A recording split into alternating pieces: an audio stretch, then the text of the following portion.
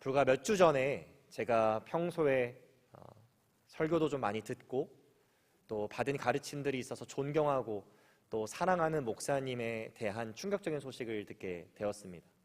제가 이제 미국에 유학을 와서 미국 목사님들의 설교를 많이 듣게 되었는데, 이 목사님께서 성경에 대해서 많이 알려주시고 가르쳐 주셨거든요. 그런데 이 목사님께서 이제 70이 넘으셨는데 지난 5년 동안 한 50살 정도 차이가 나는 20대 여인, 아내가 아닌 여인과 부적절한 관계 가운데 있었다라는 것이 이제 드러나게 된 것입니다.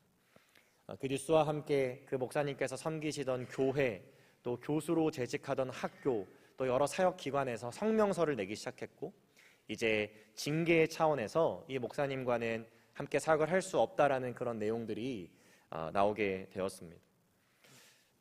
또 예전에 설교하셨던 영상들은 하나하나씩 지워지는데, 특별히 자기 절제, 또 성적인 순결, 이런 주제로 설교하신 내용들의 영상에는 위선자다, 또 거짓된 진정성이 없는 가르침이었다라는 또 그런 비판의 댓글들이 달리는 것도 제가 보게 되었습니다.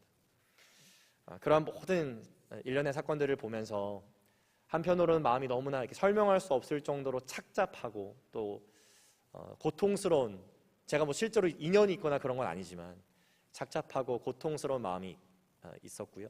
또 다른 한편으로는 이 영적인 유혹이 얼마나 무서운 것인지, 특별히 이 성적인 음란함이, 또 간음, 외도, 불륜과 같은 죄의 결과가 얼마나 크고 무서운지도 다시 한번 제가 깨닫고 또 경각심을 가지게 되었습니다.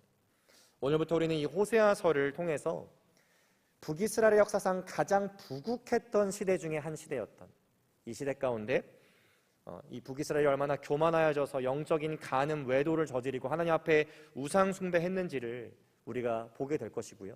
또 더 나아가서 그러한 교만하여져서 영적으로 간음하고 외도를 저지르고 불륜을 저지른 이 북이스라엘을 하나님께서 어떻게 대하셨는지를 또 보게 될 것입니다. 오늘 특별히 이 1장의 말씀, 호세아서 1장의 말씀을 전반적으로 살펴보면서 거룩한 진노와 또 신실한 사랑을 하나님께서 동시에 어떻게 나타내시는지를 함께 살펴보고, 그 하나님께 우리가 나타내야 되는 것은 신실한 사랑이라는 것을 함께 깨닫는 이 아침이 되기를 소망합니다. 먼저 우리는 이 호세아서 1장을 통해 이 언약을 파괴한 북이스라엘에게 진심으로 진노하시는 사랑의 하나님을 발견하게 되는데요. 오늘 보면 2절 말씀을 다시 한번 보시면요, 하나님께서는 선지자 호세아에게 음란한 여인인 고멜과 가서 결혼을 하고 음란한 자식을 낳으라고 말씀하십니다. 성경학자들은 이 여인이 창녀였을 것이다, 아니면 성적으로 문란한 여인이었을 것이다, 여러 가지 추측과 해석을 하는데요. 지금 이 말씀 가운데 우리에게 알려주고 있는 중요한 사실은 이 여인이 호세아와 결혼 후에 간음할 만한 unfaithful 한 여인이었다라는 것을 지금 포커스하고 있는 것입니다. 우리가 그것을 어떻게 알 수 있을까요? 이 2절 후반부의 내용을 보시면 이 나라가, 북이스라엘이 여호와를 떠나 크게 음란한 것을 상징적으로 보여주시기 위해 하나님께서는 지금 호세아에게 고멜과 가서 결혼하고 음란한 자식을 낳으라라고 말씀하고 계신 것이기 때문입니다. 호세아는 하나님의 사실 말도 안 되는, 인간적인 눈으로 봐서는 이해할 수 없는 이 명령에 순종합니다. 그리고 음란한 여인, unfaithful한 그 여인인 고멜과 결혼을 하고 3명의 자녀를 낳게 되는데요. 첫째는 이스라엘, 둘째는 로루하마, 셋째는 로암미라는 이름을 지어주게 되죠. 그 이름들을 하나하나씩 좀 짧게 살펴보면요, 여러분, 이스라엘이라는 이제 자녀가 첫 번째 아들의 이름이었습니다. 이 이스라엘은 여러 가지 의미가 있는데 지금 이 본문에서 가리키고 있는 의미는 지명입니다. 지명. 한 장소를 가리키고 있어요. 이 이스라엘이라는 곳은 북이스라엘의 왕이었던 예후가 요람, 또 악한 왕비였던 이세벨, 또 아합의 가문들을 몰살시킨 지역이었어요. 하나님께서는 예후를 이 아합의 가문을 심판하시는 심판의 도구로 사용하셨었습니다. 그런데 그 지역이 이스라엘이었고요. 더 안타까운 것은 무엇이냐면, 그렇게 하나님께서 심판의 도구로 사용하실 만큼 하나님께 택함받았던 예후도 시간이 지나가면서 심판의 대상들과 같이 우상 숭배를 하기 시작하고 하나님을 떠나 영적으로 간음하기 시작했다라는 거예요. 그래서 하나님의 심판의 도구로 사용되었던 예후가 하나님의 심판의 대상이 되게 됩니다.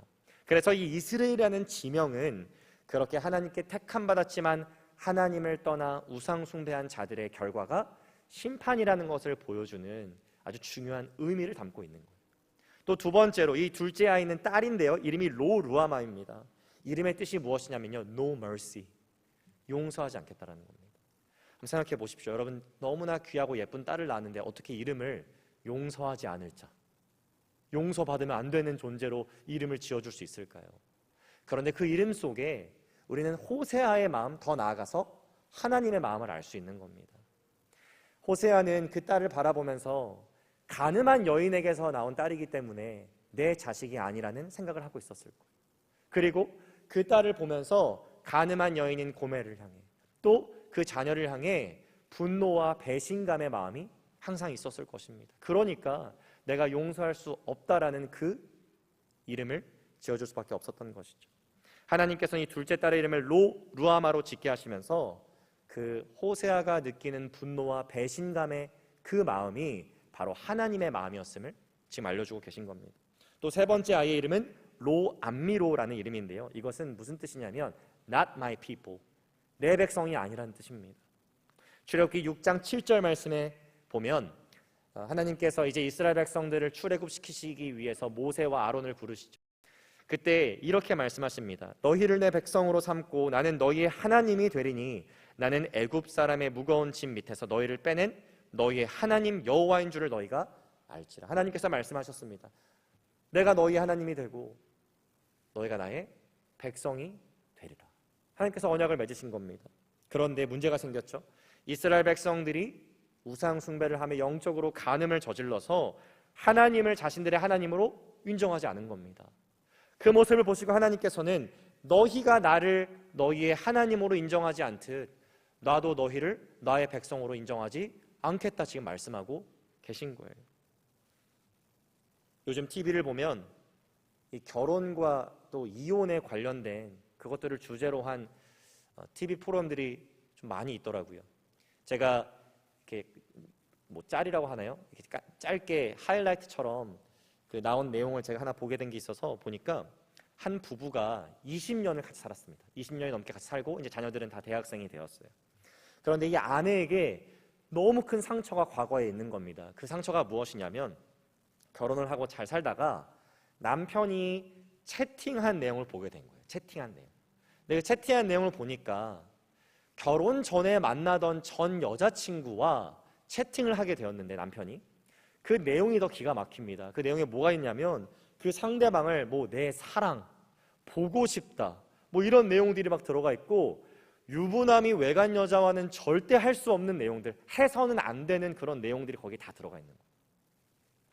그것을 딱 보고 너무나 손이 떨리고 막 마음이 떨리고 화가 나고 배신감이 들어서 이제 남편과 이혼 직전까지 가게 되었대요. 그런데 그때 애들이 너무 눈에 밟혀가지고 참고 지금까지 살아오게 된 것입니다. 근데 그 옆에서 남편이 하는 말이 더 기가 막혀요. 뭐라고 말하냐면 그래 그때 내가 그렇게 채팅 주고받은 거는 맞다. 그런데 그때 걸려가지고 내가 만나지 않고 뭐 어떤 육체적인 관계를 맺은 게 없기 때문에 나는 실제로 바람핀 게 아니다. 그렇게 말을 하는 거예요. 저는 당사자도 아니고 그냥 지나가다가 보게 된 영상인데 제가 막 부들부들 손이 떨리고 화가 나고 피가 거꾸로 솟는 것 같은 그런 느낌이 막 들더라고요. 그럼 그런데 그게 바로 하나님의 마음이었다는 겁니다. 언약 관계 속에서 신실하게 서로 사랑의 관계에 있어야 되지만 영적으로 간음하고 하나님을 하나님으로 인정하지 않고 우상 숭배한 북이스라엘 백성들, 그리고 그렇게 우상 숭배하는 우리를 바라보실 때 하나님께서 우리를 너무나 사랑하시기에 그렇게 진심으로 분노하시고 우리를 향해서 질책하신다라는 거예요. 그럼 하나님의 마음이 바로 이스라엘, 로루아마, 로암미 이 이름에 지금 다 담겨 있는 것입니다. 여러분, 엄밀히 말하면 하나님께서는 그러한 북이스라엘을 보시고 관계를 끊으셔도 무방한 것이죠. 불륜을 저지른 배우자를 보고 이제 이 관계를 정리하자라고 말하는 것이 잘못되었다고 그 누구도 말하지 않을 것입니다. 그런데 오늘 본문 10절부터 보시면 우리의 생각과 기준으로는 절대로 이해할 수 없는 그런 놀라운 말씀들이 나오기 시작하는데요. 하나님께서 이 영적으로 가늠한 북이스라엘과 이 언약 관계를 더 이상 유지하지 않으셔도 되지만 그럼에도 불구하고 그 언약을 신실하게 지키시고 더 큰 사랑과 더 큰 자비를 베푸시는 하나님의 놀라운 모습을 우리가 보게 된다는 것입니다. 10절 말씀을 한번 다 함께 읽어보실까요? 시작! 그러나 이스라엘 자손의 수가 바닷가의 모래같이 되어서 헤아릴 수도 없고 셀 수도 없을 것이며 전에 그들에게 이르기를 너희는 내 백성이 아니라 한 그곳에서 그들에게 이르기를 너희는 살아계신 하나님의 아들들이라 할 것이라. 영적으로 가늠한 이 이스라엘 백성들의 수가 바닷가의 모래와 같이 되어서 셀 수 없게 될 것이고 이제 하나님의 자녀라고 일컬음을 받지 못한 자들마저도 하나님의 자녀라고 하나님의 아들들이라고 부르시게 될 거라고 말씀하십니다. 여러분가 어디서 많이 들어본 적 있는 약속 아닌가요? 창세기 22장 17절로 돌아가 보게 되면 하나님께서는 천사를 통해 아브라함에게 이렇게 말씀하셨어요. 내가 너에게 큰 복을 주고 내 씨가 크게 번성하여 하늘의 별과 같고 바닷가의 모래와 같게 하리니 내 씨가 그 대적의 성문을 차지하리라. 여러분 지금 오늘 본문에서 하나님께서 말씀하시는 그 약속이요, 그 옛날 아브라함에게, 그 옛날 이삭에게, 그 옛날 야곱에게 주셨던 그 동일한 약속을 하나님께서 지금 reiterate, 다시 말씀하고 계신 것입니다. 그럼 이상하지 않으신가요? 아니 아까까지만 해도 이스라엘 로루아마 로암미 말씀하시면서 이스라엘과의 관계를 끊으실 것처럼 말씀하셨잖아요. 이제 게임 오버, 끝, 관계 끝, 정리하실 것처럼 말씀하셨잖아요. 그런데 지금 10절부터 보니까 하나님의 백성이 아니라 한 자들까지도 하나님의 백성으로 삼으실 것이라고. 이스라엘의 자손의 수가 바닷가의 모래와 같이 되어서 헤아릴 수도 없고 셀 수도 없을 것이라고 지금 말씀하고 계십니다. 여러분 이 10절의 말씀이요, 호세아서 1장 10절의 말씀이 훗날 로마서 9장에서 바울을 통해 다시 인용됩니다.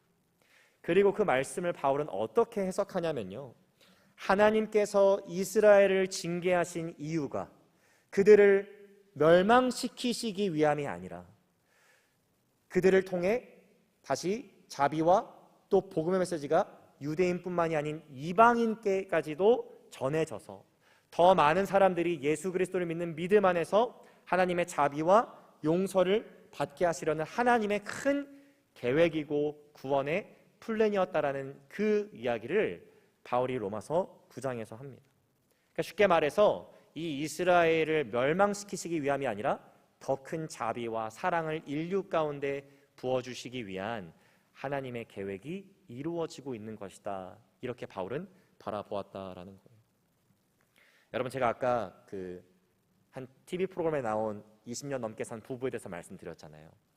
그 프로그램이 뭐 이혼을 할지 말지 고민해보는 그런 프로그램이거든요. 그 부부에게 있어서.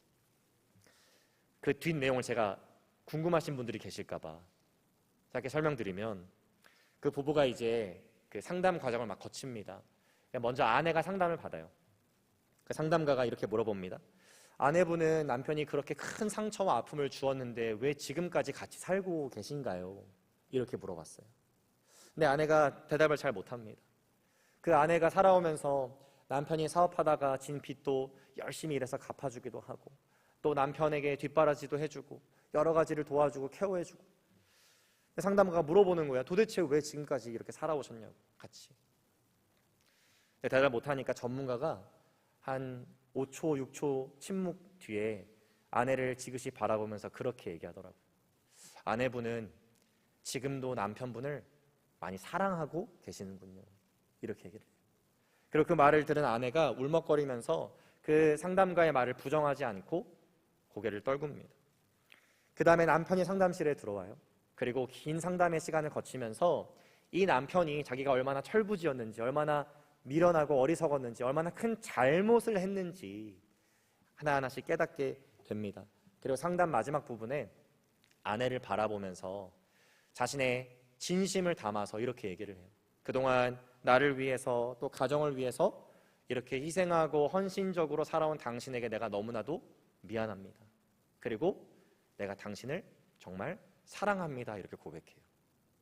20년이 넘는 세월 동안 처음으로 남편의 사과와 또 사랑한다는 말을 들었다라고 아내는 말하면서 갑자기 차가웠던 표정이 풀리기 시작하고 남편을 바라보던 그 매서운 눈이 좀 둥그렇게 바뀌고 일어나서 남편을 조용히 꼭 눈물을 흘리면서 안아주게 됩니다.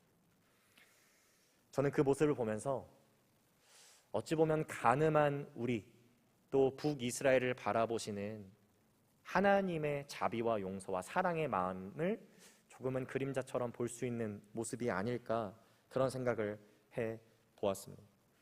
여러분, 하나님께서 엄밀히 말해서 음란한 여인 고멜과 같은 북이스라엘 백성들, 그리고 끊임없이 하나님을 사랑해야 되지만 우상 숭배한 우리를 그렇게 용서하셔야 될, 우리에게 자비를 베풀으셔야 될 의무가 있으신 것이 아닙니다. 그런데 여러분, 오늘 본문의 마지막 절인 11절 말씀을 한번 띄워주시면요, 이 말씀에 이렇게 기록되어 있습니다. 이에 유다 자손과 이스라엘 자손이 함께 모여 한 우두머리를 세우고 그 땅에서부터 올라오리니 이스라엘의 날이 클 것이미로다. 여러분, 지금 북이스라엘과 남유다로 나눠져 있습니다. 그것은 영적으로 가늠한 이스라엘을 향한 하나님의 징계의 결과였죠. 그런데 한 우두머리를 통해서 남유다와 북이스라엘이 하나 될 것이래요. 여러분, 그 우두머리가 누구를 가리키는 것일까요? 예수 그리스도를 가리키는 것입니다. 하나님께서는 이 이스라엘 백성들과 관계를 끊으셔도 무방하십니다. 그런데 그들과 맺으신 언약을 신실하게 지키시기 위해 한 우두머리, 한 리더를 세우시는데요, 바로 예수님을 통해 이제는 유대인들 뿐만이 아니라 이방인들에게까지도 그 놀라운 용서와 또 구원의 메시지가 선포되게 하시고, 그리고 이제 하나님의 백성 될 수 있는 그런 놀라운 길을 열어주신 것입니다. 또 이 11절 후반부에 보면 여러분, 아까 보셨던 지명인 이스라엘이 또 나오게 되죠. 이스라엘. 아까는 제가 지명이라고 말씀드렸는데요, 여기서는 지명의 의미로 사용되는 것이 아닙니다. 여기서는 그냥 literal meaning인데요, 이 literal meaning은 무엇이냐면 He plants, 심다라는 의미입니다. 이게 무슨 뜻이냐면요, 하나님의 심판이 있었던 그곳에서 하나님께서 자비와 긍휼을 베푸셔서 하나님의 백성들을 심으시겠다라는 놀라운 구원과 회복의 메시지인 거예요. 여러분, 우리가 구원을 경험하는 이유, 용서받은 이유, 우리가 신실해서가 아닙니다. 우리가 faithful해서가 아닙니다. 우리가 사랑받을 자격이 있어서가 아닙니다. 우리가 잘한 것이 있어서가 아닙니다. 우리가 의로운 것이 있어서가 아닙니다. 우리는 신실하지 않았지만, 북이스라엘 백성들처럼 끊임없이 영적으로 간음했지만 하나님이 신실하시기에, 하나님의 자비와 긍휼이 너무나도 크시기에 그 구원과 용서와 또 용납이 가능했다라는 것을 여러분과 제가 오늘 말씀을 통해 꼭 기억하시기를 주님의 이름으로 축복합니다. 여러분, 만약 그렇게 용서받은 그 배우자가 또다시 간음한다면, 그렇게 미안하다고 말했던, 사랑한다라고 말했던 그 배우자의 말 믿어질까요? 믿어지지 않겠죠. 진심으로 뉘우치고 이 나의 배우자를 내가 정말 사랑해야 되고 내가 사랑할 사람이라는 것을 깨달은 사람은 다시 절대 외도하지 않을 것입니다. 자, 여러분, 오늘 이 말씀을 기억하면서 우리가 비록 과거에는 영적으로 간음하고 북이스라엘 백성들처럼 그렇게 교만하여져서 하나님을 사랑하는 것이 가장 귀하고 복된 일인데 하나님이 아닌 것들을 사랑했지만, 오늘 말씀을 기억하면서 우리를 신실하게 사랑하셔서 그리스도를 이 땅 가운데 보내주신 하나님만을 우리도 신실하게 사랑하는 것이 가장 복되고 귀한 삶인 것을 기억하며 그 하나님만을 신실하게 사랑하며 살아가시는 저 우리 성도님 되시기를 주님의 이름으로 축복합니다. 기도하겠습니다.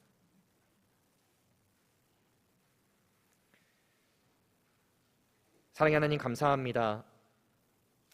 끊임없이 교만함 가운데 우상 숭배하고 영적으로 간음하였던 북이스라엘 향해 진노하시고 그 진노에서 멈추시는 것이 아니라 신실하신 하나님께서 또 그들에게 구원과 용서와 또 자비의 길을 열어주셔서 우리에게도 그 용서와 자비와 구원의 길이 열리게 된 것을 하나님 감사합니다.